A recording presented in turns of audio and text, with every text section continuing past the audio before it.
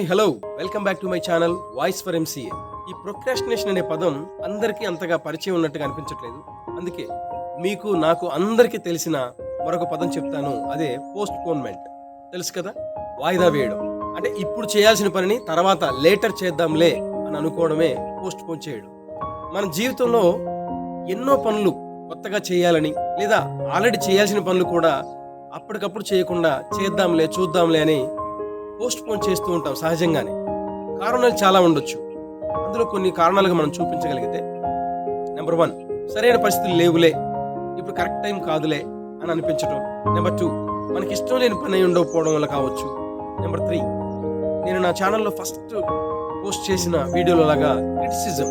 ఈ పని నేను చేస్తే దీని రిజల్ట్ ఎలా ఉంటుందో, చూసే వాళ్ళందరూ ఎలా అనుకుంటారో, ఏమనుకుంటారో, నేను ఎన్ని విమర్శలు ఎదుర్కోవాల్సి వస్తుందో అన్న ఒక భయం చేత కావచ్చు. ఇంకా మరెన్నో కారణాలు ఉండొచ్చు. కారణాలు ఏమైనా సరే మై డియర్ ఫ్రెండ్స్, గుర్తుపెట్టుకోండి, ఏ పని నువ్వు జీవితంలో చేయాలనుకున్న ఏ పనినైనా నువ్వు పోస్ట్ పోన్ చేస్తే ఒకానొక రోజు అబ్బా ఈ పని నేను ఎందుకు పోస్ట్ పోన్ చేశాను రా అని, అప్పుడే చేసుంటే ఎంత బాగుండేదిరా అని బాధపడే క్షణం మన జీవితాల్లో వస్తాయి. నాకు తెలిసి ఈ వీడియో చూస్తున్న మీకు కూడా ఎవరిలో ఒకరికి ఇది జరిగే ఉంటుంది. అంతెందుకు, నా జీవితంలో నేను అనుభవించి చూశాను. ఎందుకంటే ఈ వీడియోస్ ఇలా నా ఆలోచనల్ని, నా అనుభవాలని ఇలా వీడియోస్ రూపంలో షేర్ చేసుకోవాలని 2015లోనే అనుకున్నాను. కానీ 2025లో చేస్తున్నాను. గ్యాప్ ఎంత వచ్చింది? 10 సంవత్సరాల గ్యాప్ వచ్చింది. ఎందుకు? నన్ను ఎవరైనా ఆపారా? నన్ను ఎవరూ ఆపలేదు. కేవలం నా మెంటల్ క్లటర్, నాకు నేనుగాని ఎన్నో కారణాలుగా చూపించుకొని నా కంఫర్ట్ జోన్ దాటి బయటికి రాకుండా తర్వాత చేద్దాంలే, లేటర్ ఐల్ డూ ఇట్ అని అనుకొని 10 సంవత్సరాలు గడిపేశాను. ఏం జరిగింది చివరికి? ఏం జరిగిందంటే, అప్పుడున్న ఆరోగ్యం నాకు ఇప్పుడు లేదు. అప్పుడు నా వయసు 30, ఇప్పుడు 40. అప్పుడు నాకు పిల్లలు లేరు, ఇప్పుడు నాకు 2 పిల్లలు. అప్పుడు బాధ్యతలు తక్కువ, ఇప్పుడు బాధ్యతలు ఎక్కువ. అప్పుడు మానసిక ప్రశాంతత ఎక్కువ, ఇప్పుడు మానసిక ప్రశాంతత లేదు బాధ్యతల వల్ల. అప్పుడు ఫ్రీ టైం ఎక్కువ, ఇప్పుడు ఫ్రీ టైం తక్కువ. అప్పుడు గంటల తరబడి కూర్చొని చదివినా, ఎన్ని పుస్తకాలు చదివినా ఇంకా చదవాలన్న ఆసక్తి, ఇప్పుడు ఎక్కువసేపు చదవలేని పరిస్థితి. మానసికంగా, శారీరకంగా అలసట తొందరగా. అదే నేను 2015లో ప్రారంభించుంటే ఈ రోజు నేను ఎంతగా ఎదిగుండేవాడిని. నా భవిష్యత్తు కావచ్చు, నా కుటుంబ పరంగా కావచ్చు, నా ఆర్థికంగా కావచ్చు, అన్ని విధాలుగా ఎదగలేకపోవడానికి గల కారణం కేవలం postponement. My dear friends, please, especially మన స్టూడెంట్స్ కూడా ఈ మాట చెప్తున్నాను. మీరు కూడా, నేను చాలా మందిలో ఇది అబ్జర్వ్ చేస్తూ ఉన్నాను. ఏంటంటే, క్లాస్లో ఒక 40 మెంబర్స్ స్టూడెంట్స్ ఉంటే అందులో 5 to 10 స్టూడెంట్స్ మాత్రమే టీచర్ చెప్పిన పనిని అప్ టు డేట్ చేసి సబ్మిట్ చేస్తున్నారు. మిగతా వాళ్ళు ఎందుకు చేయలేకపోతున్నారు? మీకు తెలివితేటలు లేకనా? మీరు టాలెంటెడ్ కాదా? మీరు ఇన్ఎఫిషియెంటా? కాదు. భగవంతుడు మీకు తెలివితేటలు ఇచ్చాడు. మీరు చేయగలరు, మీరు ఆలోచించగలరు, మీరు చదవగలరు. కేవలం లేజినెస్ వల్ల తర్వాత చేద్దాంలే అని మీ పనులను మీరు పోస్ట్ పోన్ చేయడం వల్ల మాత్రమే పెండింగ్ పడుతున్నాయి. దానివల్లే నెక్స్ట్ డే వచ్చేసి చాలా సఫర్ అవుతున్నారు స్కూల్లో, కాలేజెస్లో. ఆలోచించండి.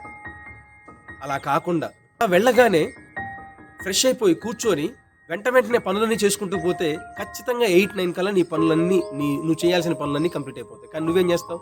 ఇంటికి వెళ్ళగానే బ్యాగ్ అక్కడ పడేసి నీకు నువ్వే చెప్పుకుంటావు, కాసేపు ఆడుకొని ఫ్రెష్ అయ్యి చదువుకుందాం లేదా రాసుకుందాం అని అనుకుంటావు.